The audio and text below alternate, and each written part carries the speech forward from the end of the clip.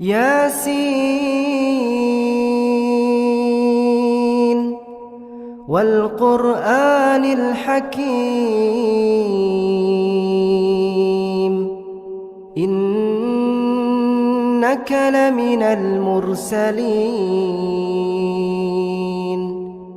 على صراط مستقيم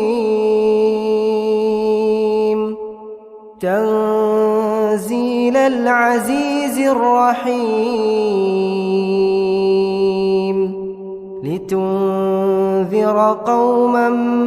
ما أنذر آباؤهم فهم غافلون لقد حق القول على أكثرهم فهم لا يؤمنون